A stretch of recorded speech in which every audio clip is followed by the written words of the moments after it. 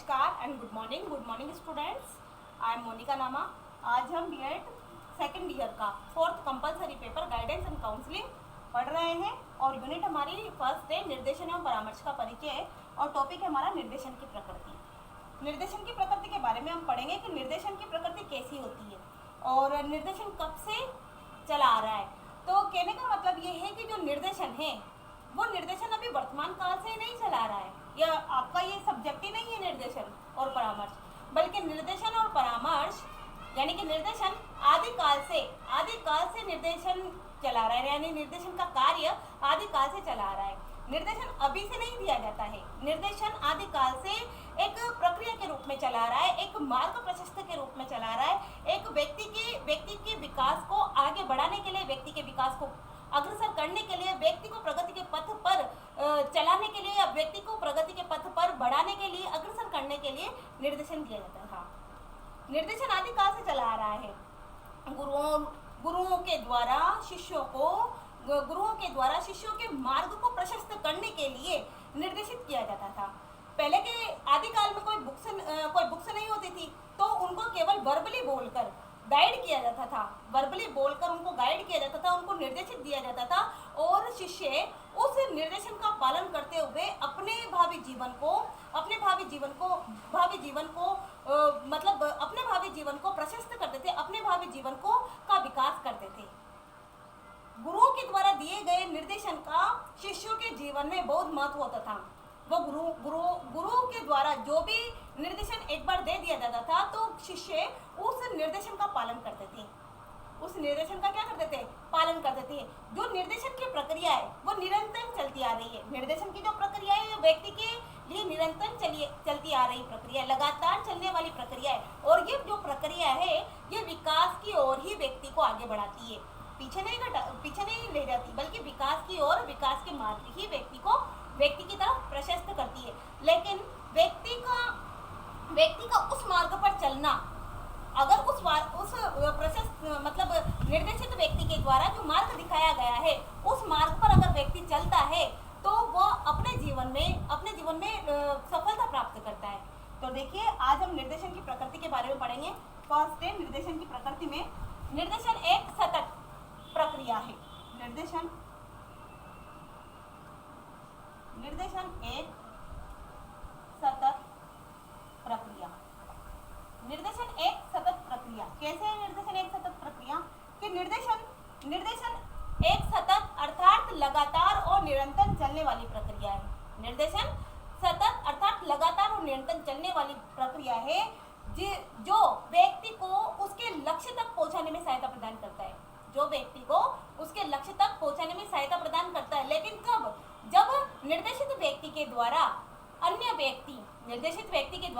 व्यक्ति उसके बताए हुए मार्ग पर चलता है तो वो अपने लक्ष्य को यानी कि अपनी सफलता को प्राप्त करता है। तो निर्देशन क्या है? एक लगातार और निरंतर चलने वाली प्रक्रिया है। नेक्स्ट इसमें सेकंड, निर्देशन का मूर्त स्वरूप। निर्देशन का मूर्त स्वरूप। निर्देशन का मूर्त स्वरूप। अब मूर्त स्वरूप से आप बोलोगे कि मूर्त स्वरूप क्या होता है? मूर्त स्वरूप मतलब जिसका आकार होता है, जो साकार होता है, यानी कि जिस निर्देशन को प्राप्त करके व्यक्ति अपने जीवन में विकास करे, व्यक्ति के जीवन में जिस निर्देशन को प्राप्त करके जीवन में उसका महत्व हो, ऐसा मूर्त स्वरूप यानी कि निर्देशन का मूर्त स्वरूप। तो मूर्त स्वरूप से तात्पर्य यह है कि जो भी निर्देशन दिया जाए निर्देशित व्यक्ति के द्वारा, यानी कि निर्देशित व्यक्ति के द्वारा जो भी निर्देशन दिया जा रहा है उसका मूर्त स्वरूप हो, उसका एक साकार रूप हो, उसका एक प्रत्यक्ष रूप हो। किस प्रकार से? कि एक प्रत्यक्ष रूप हो जो उस निर्देशन को प्राप्त कर रहा है, वो निर्देशन उसके जीवन में काम आए, वो निर्देशन उसके जीवन में काम आए, उसके जीवन के विकास को आगे बढ़ाए, उसके जीवन में उस निर्देशन का महत्व हो, इसलिए उसको मूर्त स्वरूप कहा गया है। नेक्स्ट है थर्ड, निर्देशन की प्रकृति उद्यान के माली जैसी।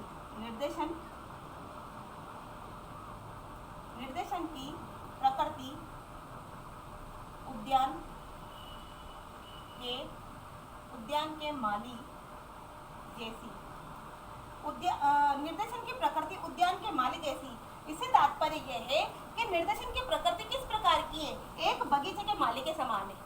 एक बगीचे के माली के समान निर्देशन की प्रकृति बताई गई है। क्यों बताई गई है कि जिस प्रकार से एक बगीचे का माली अपने बगीचे के सभी पेड़ पौधों को समान रूप से खाद बीज देता है, पानी डालता है, समय समय पर उनकी सुरक्षा करता है, समय समय पर उनको निहारता है और देखता है, फल फूल आदि की चिंता करता है। उसी प्रकार से निर्देशन भी ऐसा है कि निर्देशित व्यक्ति के द्वारा जो भी निर्देशन दिया जाए वो उसके जीवन में काम आए,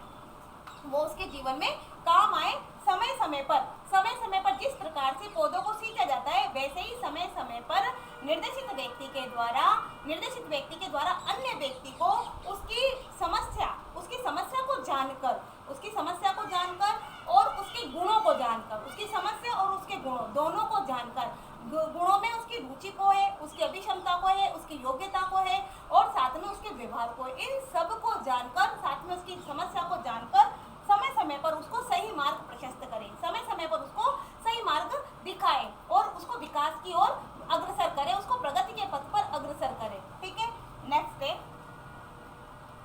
फोर्थ, देखिएगा निर्देशन विकास की प्रक्रिया। फोर्थ है निर्देशन विकास की प्रक्रिया। निर्देशन विकास की प्रक्रिया कैसे? निर्देशन विकास की प्रक्रिया इस प्रकार है कि निर्देशन प्राप्त करके व्यक्ति अपने जीवन में आगे बढ़ता है, विकास ही करता है। निर्देशन प्राप्त करके कि जिस भी व्यक्ति के द्वारा निर्देशित व्यक्ति के द्वारा जिस किसी व्यक्ति को निर्देशित किया जाता है तो वो अपने जीवन में विकास के पथ पर ही अग्रसर होता है, विकास की ओर यानी कि बढ़ोतरी के ओर ही आगे बढ़ता है, उसका विकास ही होता है। उस निर्देशित व्यक्ति के द्वारा दिए गए निर्देशन को, बताए गए मार्ग को मानकर उस पर चलकर वो सफलता प्राप्त करता है और सफलता प्राप्त करता है तो उसका विकास होता है और साथ में परिवार में भी उसका मान सम्मान बढ़ता है, उसका सम्मान बढ़ता है, समाज में भी उसकी ख्याति बढ़ती है तथा जहाँ जहाँ उसका अच्छा व्यवहार होता है और वहाँ उसकी बात चारों तरफ, मतलब उसकी ख्याति, उसकी प्रसिद्धि चारों तरफ फैलती है। नेक्स्ट इसमें फिफ्थ है निर्देशन आदिकाल से मानव जीवन के साथ।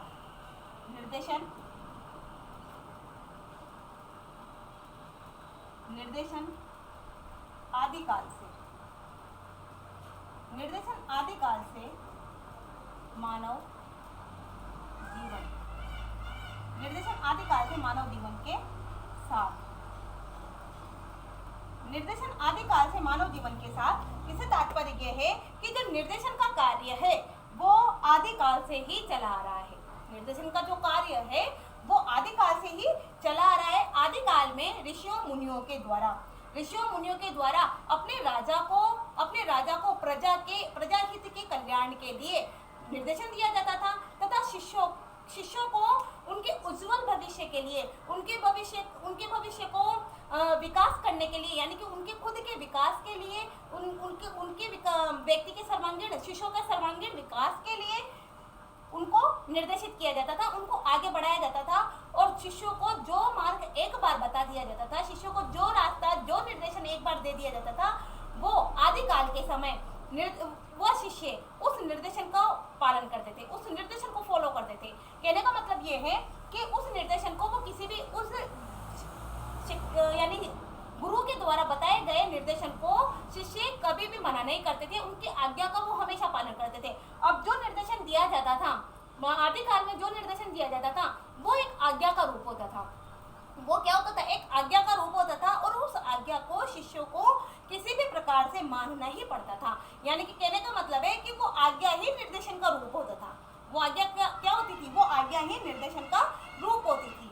ठीक है, ये आपको आज मैंने निर्देशन के पांच प्रकार पर, मतलब 5 पॉइंट्स पढ़ाए। निर्देशन एक सतत प्रक्रिया, निर्देशन विकास की प्रक्रिया, निर्देशन आदिकाल से मानव जीवन के साथ, और निर्देशन का मूर्त स्वरूप, निर्देशन उद्यान के माली के समान। ये मैंने आज आपको